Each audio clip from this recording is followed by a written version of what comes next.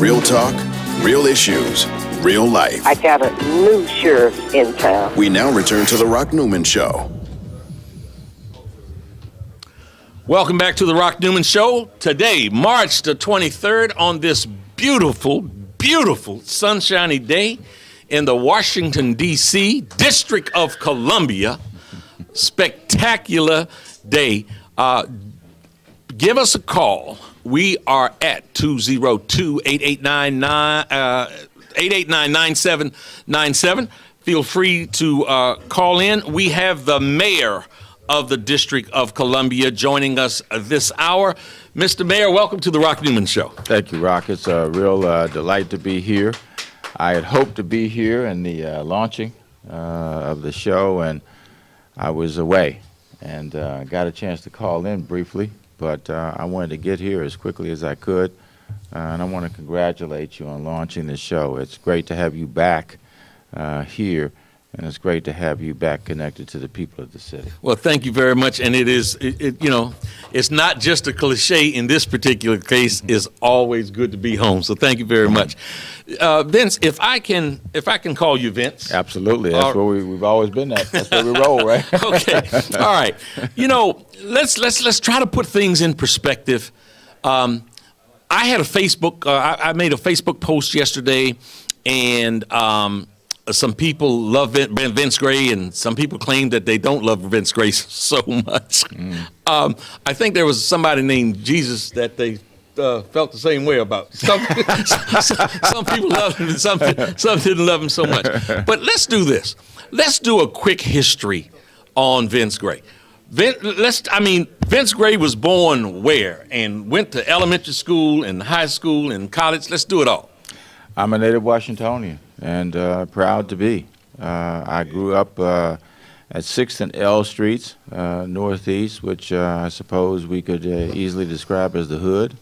And what a great, experience it was growing up, getting to know so many people, some of whom are still good friends of mine. I went to Logan Elementary School. In fact, I'm a D.C. public school product. I went to Logan Elementary School, Langley Junior High School thereafter, and then went on to Dunbar High School. And then stayed home thereafter too, Rock. I went to George Washington University, undergraduate and graduate school, and have worked my entire life here in the city. So I'm probably as much of a homie as one can possibly be. I was going to say, that's sure enough dyed-in-the-wool, homegrown Washington, D.C. Okay, there's so much for us to talk about in this hour. We'll try to get a few calls in. When on the inaugural show, each of the four mayors that I had involved, they all had their own version about home rule, why we didn't have it, why Washington, D.C. didn't have it, and the prospects of getting it. Talk to us about home rule. Well, first of all, people describe it as limited home rule, which is an odd term. To me, you either have home rule or you don't. And we certainly don't have the capacity to be able to, the authority to be able to make all the decisions that people who live in a democracy should be able to make. It really is, I call it the hypocrisy of democracy. And that is, here we are in the nation's capital, in the nation that is noted for protecting democracy. We go to Iraq, we go to Afghanistan, we go all over the world trying to protect the freedoms of other people. Yet we really haven't worked to be able to make sure the people of this city are free. When you look at it, we got for the first time the ability to elect a mayor in 1975. We elected a council then. Prior to that, we had an appointed mayor, we had an appointed council. But the reality is, even with what authority we've been accorded at this stage now since 1975, there's still fundamental things that we can't do. We can't approve. We don't have final approval of our budget. Our budget has to be sent to the council, the Congress, excuse me, after the council approves it and I sign it. It goes to the Congress. There is no city or state in America that has to do that. we can't approve our laws. Our laws have to go to Capitol Hill to be approved. And what's interesting, Rock, is that it adds an amazing amount of process to our ability to govern here. We have thousands of hours of work that has to be done in order to accommodate that. And let me just give you an example of how ridiculous it can be. When I was on the council, we wanted to do something which I didn't think was very controversial, and that is change the term handicapped to disabled. Now, I can't imagine anybody would debate that. Well, because our laws have to go to the Congress to be finally approved, it took us 9 more months in order to be able to accomplish that, which is, to me, is absolutely ridiculous. You know, you point out that, and if we just hold that up, changing handicap from the term handicap to disabled, and it take 9 months as a result of really not having self-determination, it's an absolute tragedy and absurdity. It is. It is a total travesty for us to be put in a situation like that. And you look at our performance at this stage. What is it that people would criticize about our performance in the District of Columbia? We are a well-managed city. You know, as we were talking earlier, we just got something that I don't think any other jurisdiction in America has achieved, and that is because of our financial performance, especially over the last 2 years, Standard & Poor's, which is one of the rating agencies for the District of Columbia in terms of our bonds, a very important thing, just upgraded our bonds. In a climate with sequestration, where there's so much uncertainty at the federal level, we have a rating agency that says, we think you guys have done a good enough job to be able to be upgraded. So I don't hear any rational arguments about why it is that we have to continue to be subjected to this. You know, and you add to the budget issue, you add to the issue with our laws, we have an outstanding congresswoman who represents the District of Columbia who doesn't even have a vote. She can't even vote on the issues that affect her city, despite the fact that she's now in her 12th term, overwhelmingly elected by the people of the District of Columbia. And of course, you know, we have aspired to, and we will continue to aspire to be a state, because there's so many arguments as to why we should be a state. And we are treated like a state in so many instances when you look at federal programs. The federal programs that are grants that come to the city, for example, they come to us in the same way they would come to 50 other states. You just mentioned something about the upgrade, the Standard & Poor's upgrade. Mm-hmm. Has that hit the news yet? Yeah, it was in the Washington Post yesterday, and it was a brief article in the Post. We're continuing to talk about it, of course, but we were in New York just about 3 or 4 weeks ago to make presentations, and we were able to lay out everything that the city has done over the last couple of years, and especially over the last year. And really, the only issues that were raised with us by the 3 rating agencies, Moody's, Fitch, and Standard & Poor's, was the federal climate that we're operating in. Well, we don't have any control over that. There was nothing that was said untoward about where we are financially at this stage.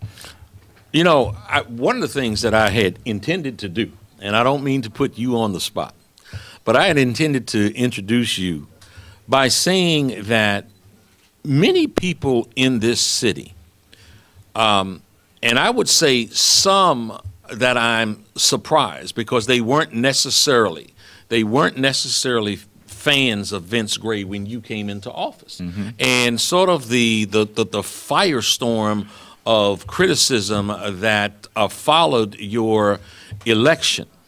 You went through some tough times.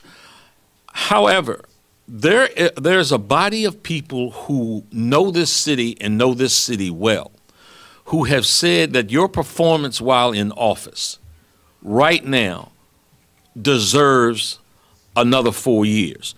Now, we can get to whether or not you're planning on seeking that 4 years, whether or not you're planning on seeking that 4 years in a minute. But I can tell you from where I sit here at 1918 Martin Luther King Avenue that as I have observed what has happened in this city, and, you know, in part because we were having this interview this morning, I drove around the city yesterday.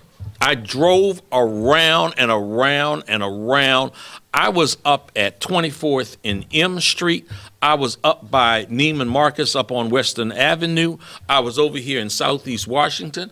I was at the at Horace and Dickey's Fish in Northeast. I was all over the city. And I see building, I see cranes, I see trucks, I see holes in the ground. There is a building boom that is going on here that is absolutely unprecedented. It is. And we're really, really proud of it. You know, Rock, not to make this, for me anyway, simpler than what it is, but there were certain things we said we were going to do when we came into office, and we worked very hard to be able to fulfill those things. And putting people back to work and doing economic development happen to be two of the most important of those things. You know, we actually count the cranes in the city. We have our deputy mayor for economic development who does that. We have 56 cranes that are actively working in the city at this stage. And not just in the downtown area. As you indicated, they're all over the city. One of the things that I said I was going to do was, frankly, work hard to bring prosperity and economic development to the east end of this city, because it just hasn't happened to that extent in the past. And we are doing that. You look at the schools that are being built. Just a couple of days ago, we had a groundbreaking for a brand new recreation center at Barry Farm. We're going to rebuild Barry Farm, and we made a promise which will be kept, that the people who live in Barry Farm who want to come back after the building is done, they will have the right. When you say you're going to rebuild Barry Farm, what are you going to tear down? What are you going to put up? Well, we're probably going to tear down over time most of the housing, and we're going to put up mixed income housing, so that it will be. It's called the New Communities Project. And it will be mixed income housing. There will be enough housing there for people who are of relatively low income, those who have middle income, and those who can pay market rate to be able to live in the same geographic area, the same blocks, if you will. One of the mistakes I think we made, I don't know, 70, 80 years ago, was some of the housing policies in the city. And not only here, but across the nation. We basically pushed a lot of people who were economically challenged into the same areas, and it created problems. And so some of our children have been doomed by their geography, not by their ability. And those are the things that we want to resolve. We want to keep people in the city. We are growing rapidly. We now have 632,000 people here in the city. We have a population that is larger than Vermont, population larger than Wyoming. And we want people to be able to stay here. There is a term that everybody uses now that, has engendered fear in a lot of folks, and that is gentrification. You know what? That was next on my list. As you talk about wanting to keep people here and all the good that is going on, next on my list to discuss was gentrification. And it is a huge concern of people, and that is people don't want to be closed out. One of the things that, my budget will be transmitted to the council on next Thursday, on the 28th of March. And one of the headlines, the headline will be, because of our prosperity in the city, I want to invest in affordable housing $100 million in order to be able to build between now and 2020 10,000 units of affordable housing.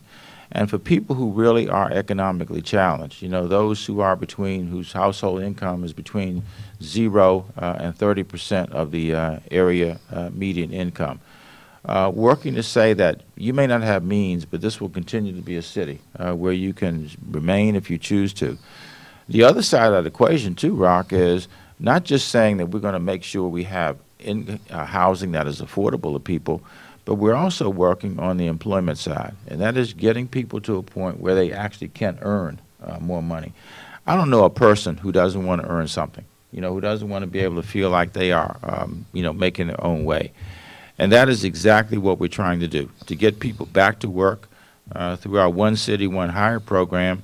Since September of 2011, we've gotten 5,600 people jobs in the District of Columbia from all over the city. And interestingly enough, the overwhelming majority of those who we've gotten back to work live in wards 5, 7, and 8. where we had some of the highest unemployment levels imaginable. Fantastic. I understand we have a caller on the line. There's one line left open. The telephone number to reach us to talk to Mayor Vince Gray is 202-889-9797. We have Simi on the line from Columbia Heights. Simi, welcome to America. Thank you. Good to be on. I saw that name, and I said S-I-M-I, and I could not resist that. Welcome to America. Thank you for calling. That was the Eddie Murphy movie. That's right. Coming to America. Mayor Gray, I wanted to talk to you because I recently had the chance to talk with Tommy Wells from Ward 6. And with his upcoming campaign, he's focusing on making D.C. a more walkable city. What are your plans to do the same? Well, I wish you had been following this, because we released just a few weeks ago our Sustainable DC plan. Have you not seen that?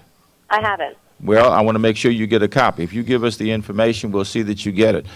Okay. But the Sustainable DC plan actually started with a vision statement that we released in April of 2012, excuse me. It focuses on a number of areas, initially on 7 to 9 areas, including things like jobs and the economy, health and wellness, the climate and the environment, water, transportation, just a host of things. And we now have a document that's been put together that has 143 initiatives in it. And it is a long-term plan. It is a 20-year plan that we already have started working on. For example, one of the goals is to be able to make the Anacostia River fishable and swimmable for everybody, which would be an enormous accomplishment. To to begin to diversify our transportation options here in the District of Columbia. You may know that we're bringing streetcars back to the District of Columbia. It's an initiative we're working on. The first line will be back by the end of 2013. We're working on what's called. Where will that first line be? It'll be on 8th Street and Out Benning Road. It'll be right around where Union Station is on 8th Street, and it will go out to right around Spingarn High School. This is exciting time for Washington, D.C. It really is. It absolutely is, Rock. You know. Well, thank you. I hope to take a look at your plan, and thanks again. Thanks, Simi. Well, we can talk about that for another hour, can't we? All right, thank you, Rock. Thank you so much. You know, to piggyback off of her question, I thought she was going to steal it from me. I saw an article or a comment that you made that you want Washington D.C. to be the greenest city in the country. That's right. Talk about that. The greenest, healthiest, most livable city in the nation, and that is exactly what our plan attempts to do. We actually have now, I mean, it's amazing how starting to be routinely people are thinking about green roofs.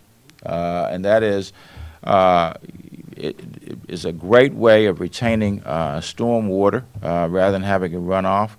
And what a lot of people don't realize is when the storm water runs off of a roof, runs into the street, it winds up into our, catch basins, our sewers, and ultimately winds up in our river. It's one of the reasons why the Anacostia River is constantly polluted. Yeah. So with the green roofs, we're going to be able to retain storm water. It will be good for vegetation, but it also will be great for the environment. We actually have the largest number of square feet of green roofs in the nation. You know, you mentioned just a moment ago about making the Anacostia River fishable and swimmable. That would just be an absolute dream come true. And what I'm going to do here, folks, on the Rock Newman Show is we're going to go to break. Vince Gray is staying with us the entire hour. Again, you can reach us at 202-889-9797. We've got a lot more to cover with the mayor after these commercial messages. And I want to welcome you back to the Rock Newman Show. Today, March 23rd, we have Washington, D.C., Mayor Vince Gray in studio. Before we go back to his honor, we also have, as one of our advertisers, the MGM Grand National Harbor. And I want you folks to be aware of this development that is coming in. It is an incredible project on the shores of the Potomac River over in Oxon Hill, Maryland. It will be something that will service the entire metropolitan area. I was with some of the folks from the MGM yesterday, and I saw some of the preliminary drawings, and they are nothing short of spectacular. It is going to be a project that is going to approach $1 billion to throw off just thousands of jobs, and the kind of it'll be an economic engine for this region, unlike much of what we've seen. And you will be able to enjoy your gaming, your entertainment, just untold foods and dining and culinary options. So as you see this coming down the pike, I just strongly urge you to look upon it, to be aware of the kind of jobs, if you're looking for a job in the future, and to support this incredible effort by the MGM Grand National Harbor. In the meantime, if you want to go get your gaming on, you can go to Detroit or any of their other great facilities. Certainly, they're the largest gaming corporate entity in the world and have everything to satisfy all of your pleasurable needs in Las Vegas if you want to go that way. But back here at home, Mayor Gray, there has been some talk about the term Washington, D.C. versus District of Columbia.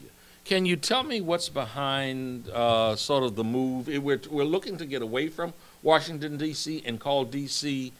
the District of Columbia. Is that the official way to do it? Yeah, that is our official name. And frankly, until we become the state of New Columbia, which I think will happen at some point, I want us to be able to have our own distinct identity.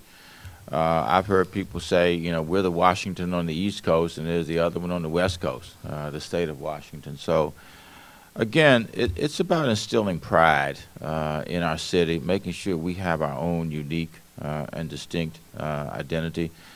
And if you think about it, there's so many people over the years who've said, I'm from D.C., I'm from D.C., which, of course, is the District of Columbia. That is our official and formal name. That's what we're going to have on our tags rather than Washington, D.C. We're already, working to change that. As I told you, I drove around the city yesterday, and yesterday was, let's see, in the evening when I was going around, it was in the afternoon, more like 2, 3 o'clock or so. I saw some homeless people. Now, actually, as I was doing the drive, given some of the reports that I've seen, I would have anticipated that I was going to see more people on the street than I actually saw. Recently, there were a couple of long articles in the Washington Post talking about the despair of the homeless. Can you tell us what's going on? Well, I think when you look at homelessness, you've got to recognize, Rock, which I know you do, that we really have what I would say are 3 groups of people. We have, singles who, you see on the streets, individuals. Then we have homeless families, and they characteristically are young moms with maybe 1, 2, in some instances more children. And then we've seen an increasing problem with youth who are homeless. In fact, that's the group I used to work with before I became a member of the Council of the District of Columbia. I was the executive director of Covenant House, which is an organization that serves homeless youth. In fact, Covenant House used to have an outreach center right in this block, and now, of course, still has a very strong presence here in Ward 8. The people that you see on the streets, and there are places for people to go. There are people who refuse to go into our shelters. And they oftentimes are people who have mental health problems, people who have substance abuse problems, or people who have both. But there's a lot of outreach effort on the streets to try to get people to come into the, shelters for singles. Some of them have, mental health problems of a very severe nature that they deal with every day, and they have a lot of suspicions and fears about going into shelters. And those are the folks that we try to work with as much as we can on the streets.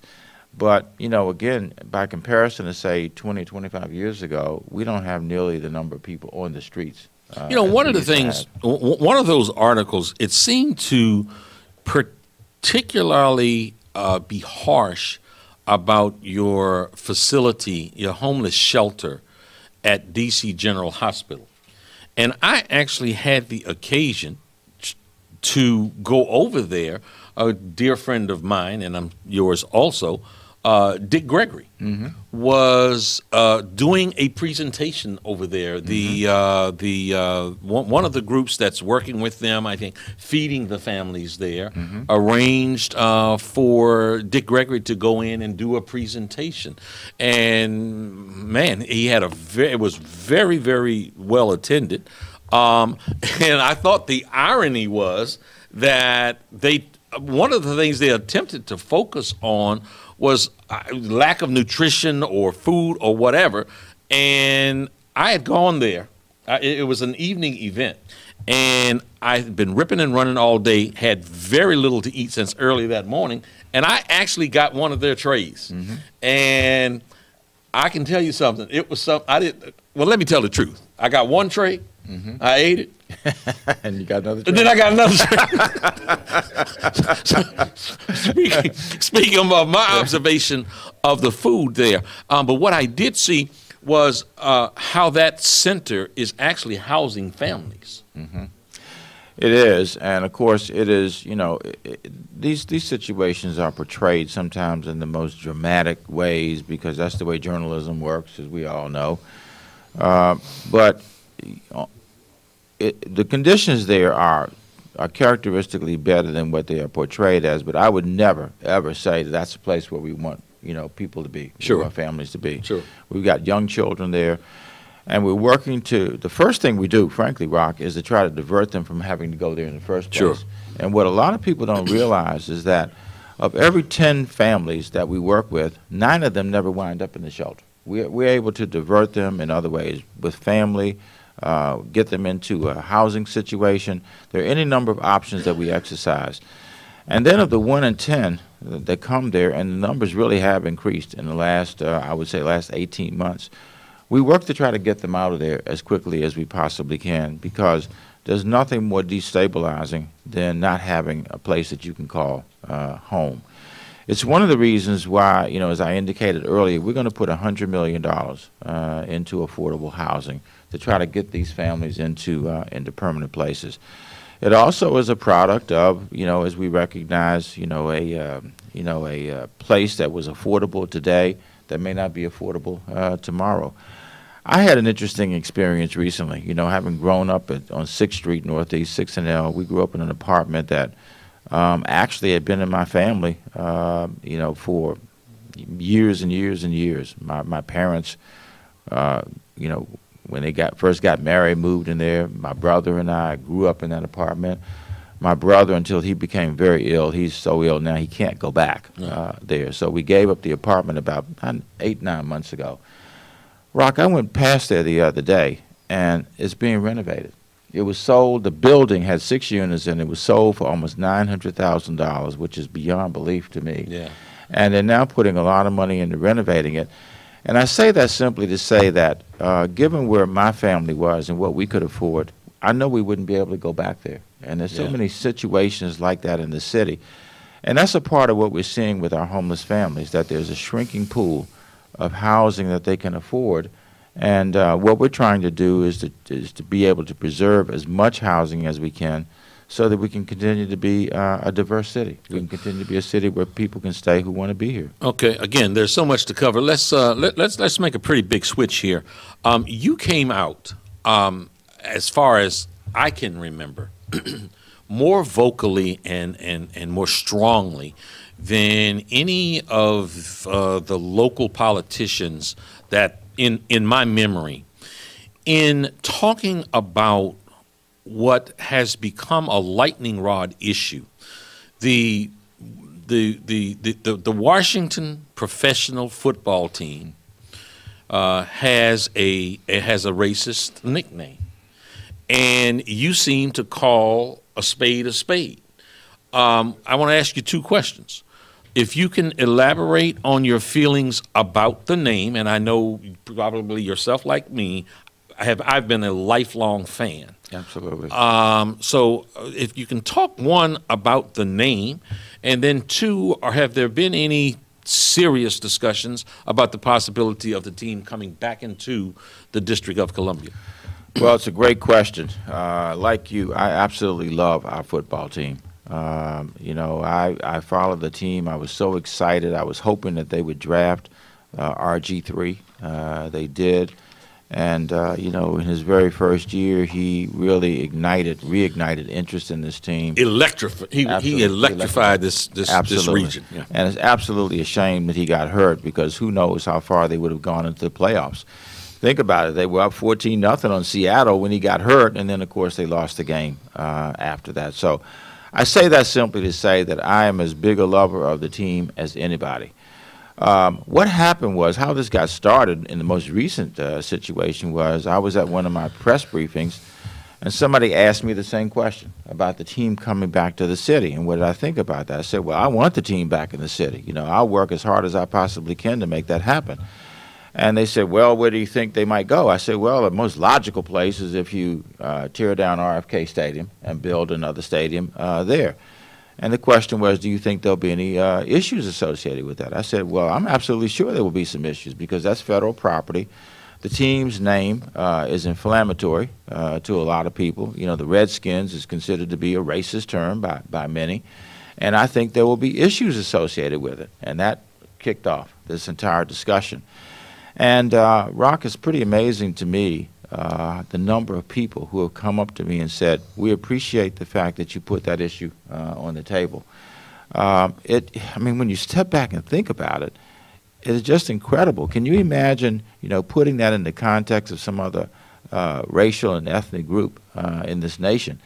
And maybe it hasn't become more of an issue to the people who are directly affected, because we have so few Native Americans remaining. Well, you know, I had in studio last week at this very same hour, Dr. Susan Harjo, who was the lead plaintiff against the team, against the NFL, and we went into great depth on this particular subject. Mm-hmm. And I was, frankly speaking, more passionate than I had anticipated being. And I talked about it in very, very raw terms, in terms of it being a slur. And if it was called, and I didn't mince words. I said, if it was called the nigger skins, if it was called, any other name, but the redneck cracker skins, I mean, total outrage. Because you have to, to me, that is putting it in its proper context. When folks say, well, I don't find that offensive, well, internalize it and personalize it,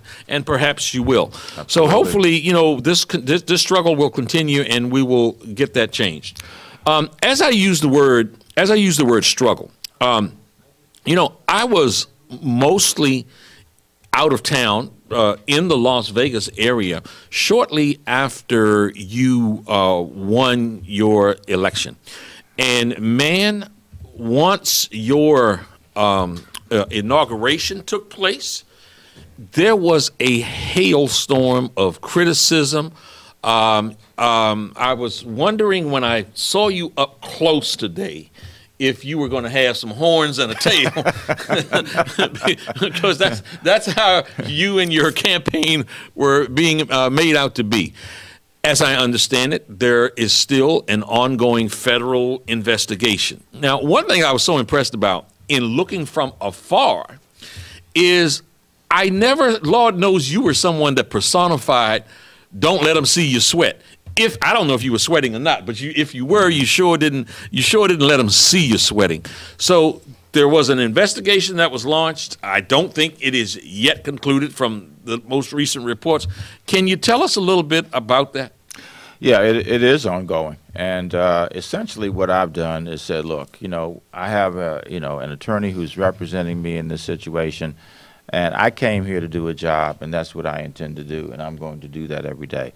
And not only, did I, quote unquote, as you say, not let them see me sweat, I wasn't sweating. I came here for a particular reason. I love this city. I'm a native of this city. I knew there were certain things that people deserved in this city, and I have focused on my job from day one. And I think the accomplishments speak for themselves. We talked about being able to focus on public safety. We have the lowest number of homicides in 51 years last year in the District of Columbia. We said we would focus on restoring fiscal stability. We now have a fund balance in the city of $1.5 billion. I don't think there's another state or city in America that can boast that. Can you limit $20? Might be a pretty hefty interest rate there, right? But anyway, we have really established fiscal stability in this city. We said we were going to get people back to work again, and we've been doing that. Our unemployment rate when we came in, right after we came in, was 11.2%. It is now 8.5%. It's come down almost 3 percentage points, despite the fact that we are in this climate of federal uncertainty with sequestration. They're talking about furloughs and people are losing their jobs and all that's associated with that at the federal level. You talked about the building boom in the city, and it is absolutely unprecedented. That is indeed the case. We said we were going to focus on sustainability. We talked about that earlier with Simi on the phone about being able to make the city the healthiest and greenest in the nation.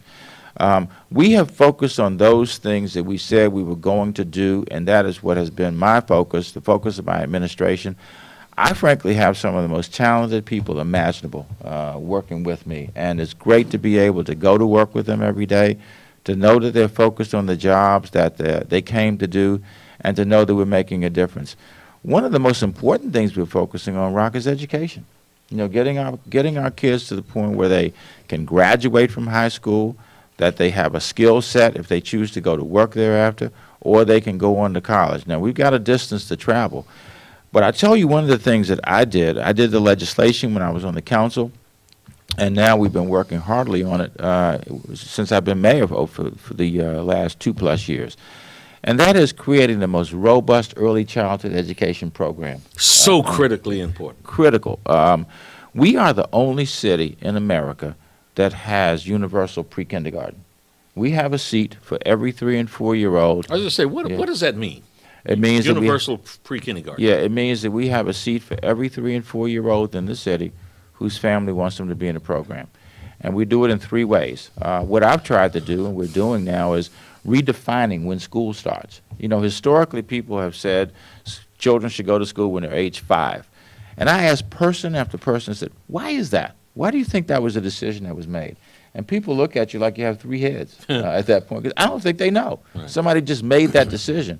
And by the way, I was at a lecture recently with 2 University of Washington researchers who made the point, which some of us have believed for some time, 92% of brain development has already occurred by the time a child is 5 years of age. Wow.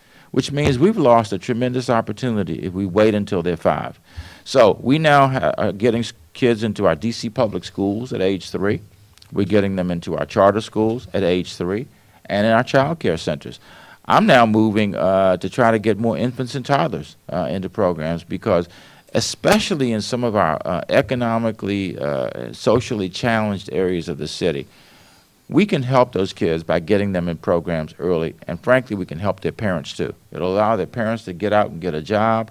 It will allow their parents, frankly, to be able to know how to be able to be better parents as a result of that. It's one of the most important things we can do, and frankly, you connect the dots. If we get these kids going earlier, get them a better education, it's going to make the employment issue as they get older much easier to solve. Well, I just got a flash that we are running down on time, but I really want to get in a few subjects, get your quick comments on. Is Obama a friend of Washington, D.C. or the District of Columbia? I think he has been. There are people who think he should have done more. I wish he had been very much more vocal on the issue of budget autonomy. Yes. But he has put it in his budget last year. We wanted him to talk about it in the State of the Union speech they had other things that they wanted to talk about. But he has had it in his budget, and I think it will be in his fiscal year 14 budget again. He put the tags on to say taxation without representation, which is symbolic, but at least it is a step in the right direction. And one of the things that he did with me in the very early going, because I met with him in the early going, was his agencies, like Health and Human Services and the Department of the Interior, the Department of Education. They worked very closely with us in the city. We have very close relationships with those secretaries, and they've done a number of things for the city. So I would say, yeah, I wish there was more that was done, but I think he's done a lot for the city. Yeah. Vince Gray's biggest disappointment as mayor? Well, I think about this a lot, and I tell you, it was difficult to come up with an answer because we've had so many successes as mayor. I had one recently where, we've wanted to do more for small business. Our Certified Business Enterprises in the District of Columbia, our CBE program. We had a piece of legislation we advanced that we felt would, open more doors to our small businesses. And by the way, Rock, more than 75% of our businesses in the city are small businesses. Classified as small business. That's right. Mm-hmm. So the legislation got changed when it got into the council, and ultimately it really created some issues for us. I won't go into all of what they are because it would take more time than we have. And I ultimately vetoed the legislation, not because I really wanted to. I wanted to move this forward, but I knew that we would have more problems than we had solved as a result of this legislation. So we actually are starting all over again. I just appointed a task force to work with us. In 60 days or less than 60 days, we'll have a new piece of legislation. We'll move it forward into the council, and hopefully they will move quickly on it to help solve some of the problems that were created by the previous legislation. But I really wanted to be able to be, wherever I was on this day, and happened to be here, of course. Yeah, thank you very much. Wherever I was, I wanted to be able to stand up and say, we really have moved the ball down the field for our small businesses, and we have not gotten there yet. I'm going to keep it to 3, if you can. Your top Vince Gray successes as mayor.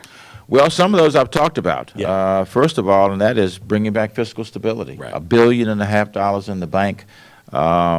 We still got a lot of challenges ahead to be able to meet those, but the fiscal stability that we have restored, getting people back to work, bringing down that unemployment rate the way that we have, and my early childhood education programs. There are many more I could cite. In fact, we've got a book that I'm going to leave with you that is about 20 plus pages that talks about our accomplishments.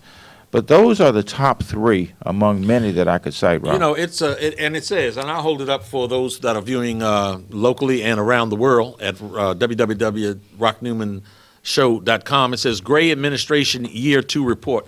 There are some, it's really impressive. And frankly speaking, a lot of folks put stuff out and, you can't necessarily verify it. But this is something, folks, that is verifiable. You care to make any breaking news here on the Rock Newman Show on March the 23rd? Let's see. My note says Vince Gray's future intention. Well, my immediate between me and you. Yeah, right, and limited to your closest 10,000 friends, right? My immediate intentions are to continue to do our job, to do the job that we set out to. Somebody has said to me once, and I think it's true, that good service is good politics.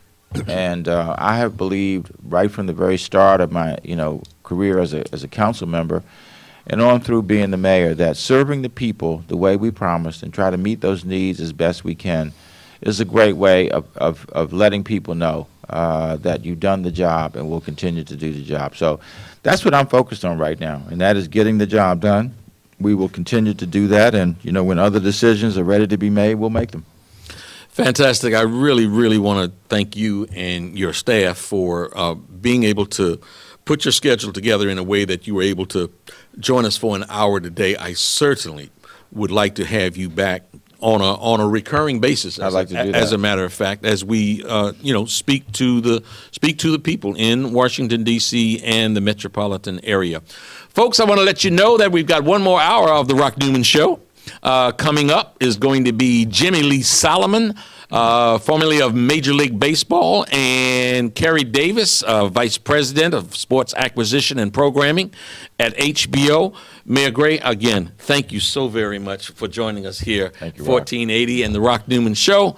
Folks, we'll be back momentarily. Don't touch that dial and stay plugged in around the world at www.rocknewmanshow.com.